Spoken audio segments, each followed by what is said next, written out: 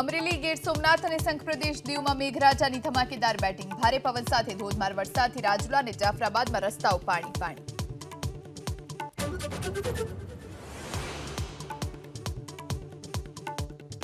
રાજકોટના લોહાનગરમાં વકર્યો કોલેરા. 1.5 વર્ષના બાળકને કોલેરા. 448 ઘરમાં આરોગ્ય વિભાગની તપાસ. 1700 લોકોને કરાયો સર્વે. સુરતના ભેસ્તાનમાં 33 વર્ષીય યુવકની હત્યાથી ચકચાર. પત્ની સાથે આડા સંબંધ હોવાથી આશંકાએ હત્યા કર્યાનો આરોપ.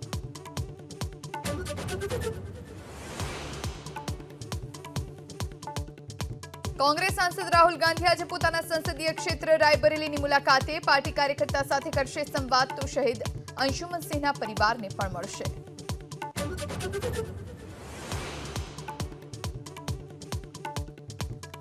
રશિયાની સેનામાં ભરતી થયેલ તમામ ભારતીયોની થશે ઘર વાપસી. પીએમ મોદી સાથેની વાતચીતમાં રશિયાના રાષ્ટ્રપતિ પુતિનની સહમતિ.